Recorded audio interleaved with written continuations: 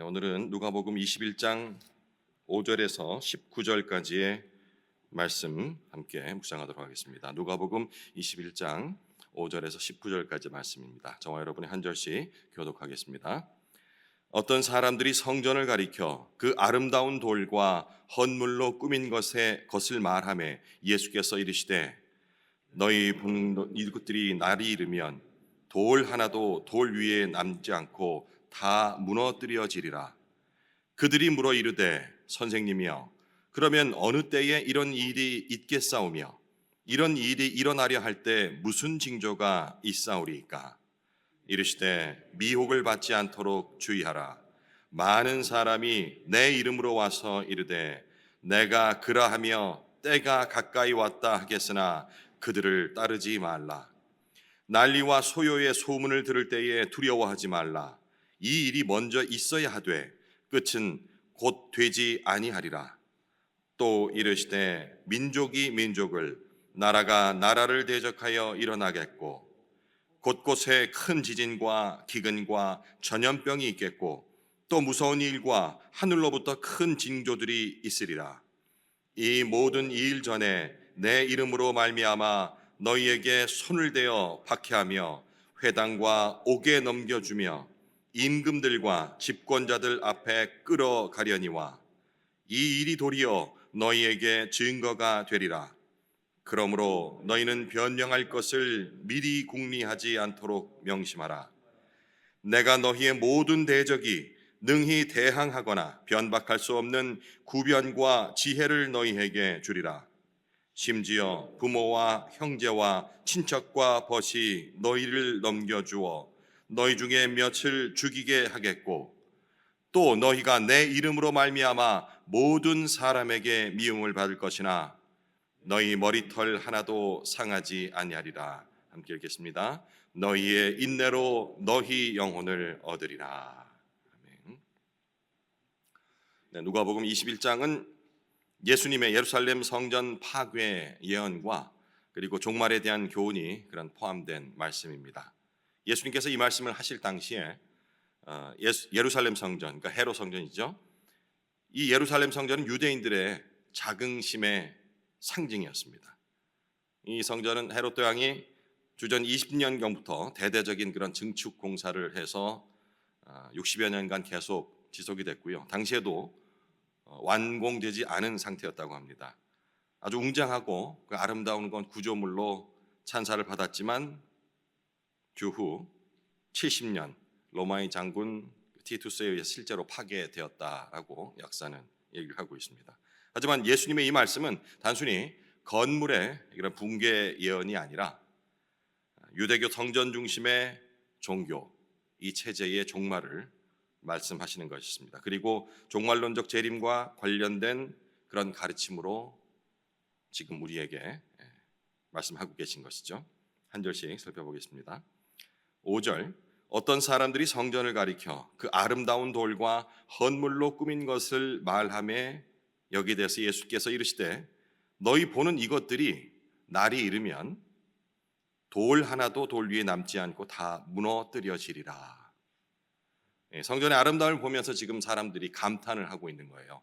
자긍심을 갖고 있겠죠. 하나님께서 계신 성전이 이렇게 아름답게 완공되어 가고 있고 이 정도 만들어졌다라고 얘기하고 있지만 예수님은 그 화려함 너머에 다가올 그런 심판과 종말을 말씀을 하십니다. 그리고 우리에게 이렇게 질문하고 계신 것이죠. 그럼 너희는 지금 무엇을 보고 있느냐? 영광스러워 보이던 성전도 세상의 그런 견고한 질서도 다 무너질 수 있음을 말씀하십니다. 하지만 주님의 백성은 무너지지 않는 그 믿음 위에 서야 함을 지속적으로 말씀하시는 것이죠. 우리의 신앙과 교회, 사역, 삶의 기반은 그러니까 성전이 아닌 바로 새 성전, 예수님이어야 한다라는 사실을 우리는 잘 알고 있습니다. 7절 그들이 물어 이르되 선생님이여 그러면 어느 때에 이런 일이 있겠사오며 이런 일이 일어나려 할 때 무슨 징조가 있사오리까? 저도 똑같이 이렇게 물을 것 같은 생각이 들더라고요. 아무리 달리 한번 생각해 보려 해도 나도 이렇게 부를 것 같은데. 예, 인정했어요. 예수님의 말씀을 네, 내가 다 믿습니다. 그러면요, 이런 일들이 언제 일어나겠습니까? 그리고 어떤 징조가 그런 걸 알려줄 수 있을까요? 그냥 상식적으로 생각해도 별로 잘못된 질문이 아닌 것 같아요. 이 말씀은 읽고 난 다음에 다시 저에게 질문을 해봐도 똑같이 제자들과 같은 이런 질문을 할 것 같은 생각이 들면서 참 안타깝더라고요, 제 자신이.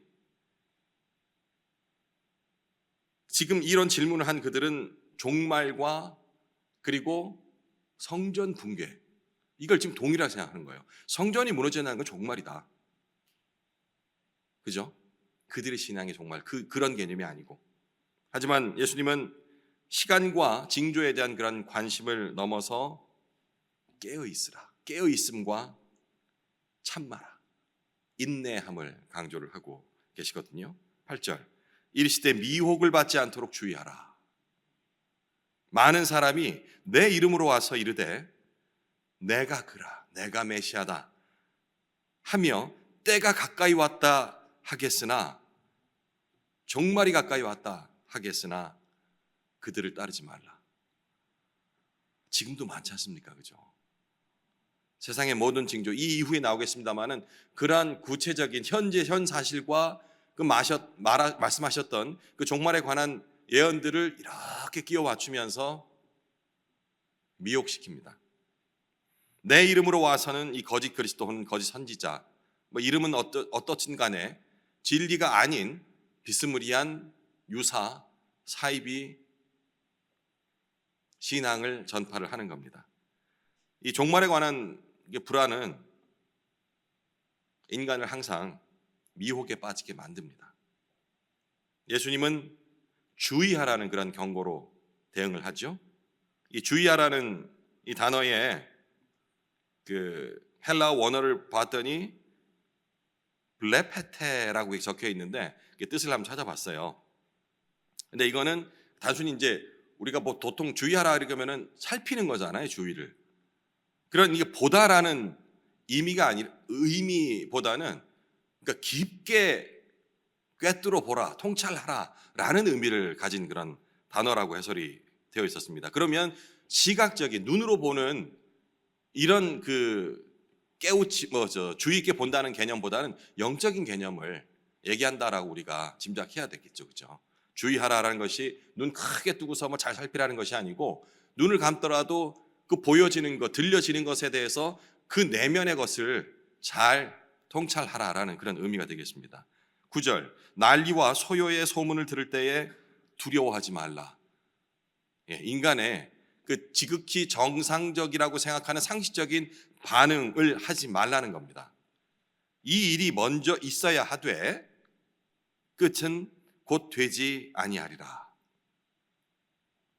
전쟁, 혼란, 정치적 불안, 이런 것들이 종말의 징조처럼 보이지만 그렇다고 곧바로 끝이 오는 것은 아니다라는 그런 말씀을 하세요. 여기까지 안 듣게 되잖아요, 그죠? 앞에 막 이런 것들 막 상황이 늘어놓고 어디에서 전쟁이 일어나고 어느 나라에 지금 기근이 일고 그리고 막 화산 폭발, 지진이 나는 것, 이 모든 것들이 바로 종말의 징조다, 이렇게 이어가거든요. 어떤 면에서는 긴 안목에 봤을 때는 틀린 말은 아니겠지만 그 거짓 선지자, 거짓 그리스도, 어떤 이름이 됐든 미혹자들이 외치는 부분은 지금 당장 이걸로 어떤 액션을 취해야 한다는 거예요.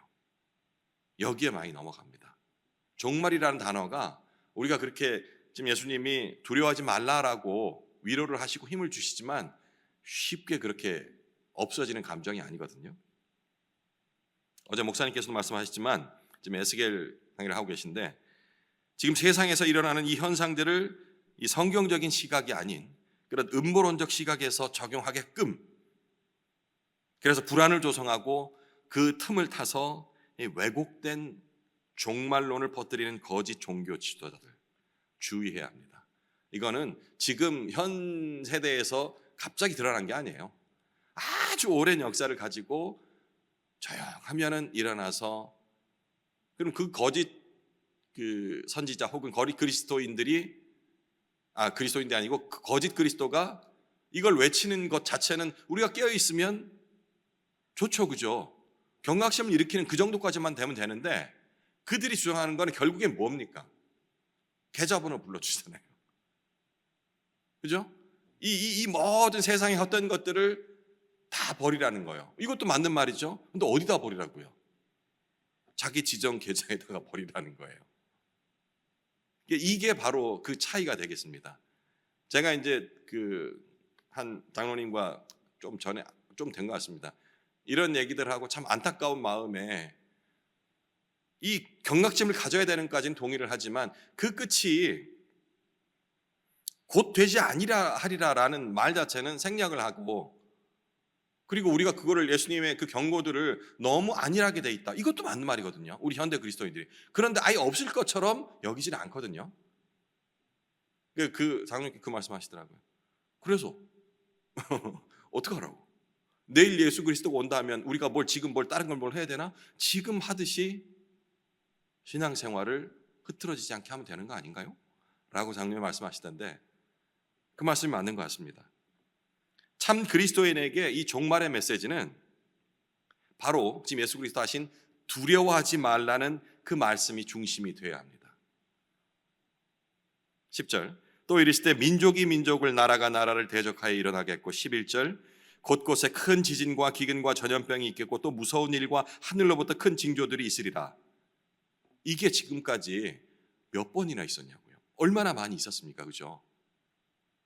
이 구절은 종말의 징조처럼 보이는 여러 현상을 지금 나열하고 있는데, 하지만 이것은 긴 안목에서 역사책만 조금만 뒤져보더라도 역사 속에서 반복되는 현상이었습니다. 최종적인 종말이 가까웠다는 그런 직접적인 증거가 아님을 이 본문의 흐름을 통해서 우리가 짐작할 수 있죠. 예수님의 관심은 이러한 징조 자체보다 그런 상황에 처해 있는 우리의 믿음의 자세에 대해서 지금 말씀을 하시는 거예요. 12절, 이 모든 일 전에 내 이름으로 말미암아 너희에게 손을 대어 박해하며 회당과 옥에 넘겨주며 임금들과 집권자들 앞에 끌려 가려니와 이 일이 도리어 너희에게 증거가 되리라. 이 핵심, 이 본문을 통해서 누가가 전달하고자 하는 그런 핵심 메시지가 또 담겨 있습니다. 종말 이전에 박해가 있을 것이며 이것은 오히려 복음의 증거, 복음 증거의 기회가 된다라고 이렇게 말을 하죠. 증거가 되리란 말은 이 복음을 전하는 증언의 자리로 초대가 된다. 초대된다라는 표현이 좀 시적으로 아름답게 보일지 모르지만 끌려간다는 겁니다. 초대교회 성도들은 실제로 이 공회와 법정 앞에 서서 복음을 증언해야 하는 그런 상황들에 처했다는 것을 우리가 사도행전을 통해서 이미 알고 있습니다. 방금 읽은 그 12절의 이 박해 내용은 마태복음과 마가복음에도 똑같이 동일하게 기록이 되어 있습니다. 그런데 그 다음 구절 13절, 이 일이 도리어 너희에게 증거가 되리라 라는 구절은 방금 읽은 이 누가복음에만 기록이 되어 있더라고요. 누가는 마태와 마가는 달리 복음 증거의 기회로 박해를 강조하고 있다는 사실을 우리가 알 수가 있습니다. 이 사도행전의 저자가 누가지 않습니까? 그러니까 사도행전에 이 기록될 성령 받은 사도들이 공회 앞에서 담대히 증거하는 모습을 이 앞선 복음서에서 미리 이렇게 짧게 언급함으로써 어찌 보면 이렇게 구조화시켜 간다는 그런 느낌을 좀 개인적으로 좀 받았습니다. 14절, 그러므로 너희는 변명할 것을 미리 궁리하지 않도록 명심하라. 내가 너희의 모든 대적이 능히 대항하거나 변박할 수 없는 구변과 지혜를 너희에게 주리라. 예수님은 미리 준비하지 말라고 하죠. 어떤 때는 항상 이런 것들을 잘 준비를 하고 깨어있는 열처녀처럼 이렇게 미리 기름을 준비해라, 등불에 기름을 준비해라 이렇게도 말씀하시는데, 또 어떤 때는 미리 준비하지 말래요. 그러니까 이 말 구절 자체만 가지고 적용을 하다 보면 항상 목사님께서 강조하시지만 엉뚱한 해석이 되는 거예요. 똑같은 구절이지만 미리 궁리하지 않도록 명심하라. 이래서 마땅히 우리가 대비해야 되고 준비해야 될 것들을 요 구절을 딱 갖다 붙여서 얘기해버리면 전혀 엉뚱한 결과를 낳지 않습니까? 오늘 그 문맥의 흐름을 본다 한다면 이 구변과 지혜는 인간적인 논리가 아니라 하나님의 권위로 말하게 하실 것이라 라는 그런 약속임을 압니다. 인간적으로 그러니까 걱정하고 준비하지 말라는 겁니다. 지금 15절, 내가 너희의 모든 대적이 능히 대항하거나 변박할 수 없는 구변과 지혜를 너에게 주리라. 이 구절도 역시 마태나 마가 복음에는 없는 그런 약간의 독창적인 그런 약속 부분이라도 볼 수 있습니다. 앞서 말씀드렸다시피 이 누가복음에게만 기록된 이 구절들은 나중에 이어질 사도행전의 본문과 아주 강하게 연결이 됩니다. 스데반 이야기 아시죠? 스데반이 공회에서 성령으로 말을 합니다. 그가 미리 아는 것이 많아서 똑똑하고 이런 적용보다는 성령께서 직접 말하게 하심으로 그 모든 것들을 두려움 없이 담대하게 전하거든요.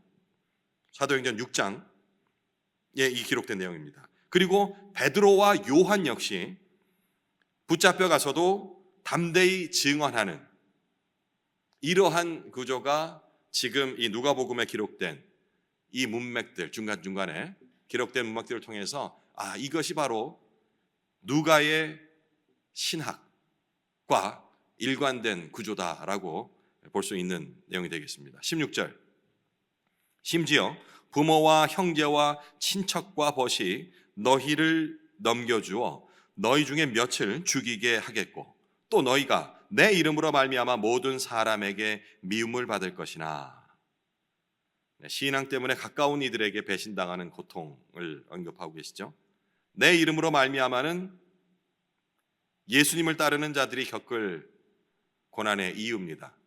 우리가 스스로 저는 그리스도인이에요, 예수를 믿어요 라고 말하는 그 고백이 어떤 의미를 갖는 것인지 바로 이 구절이 설명하고 있습니다.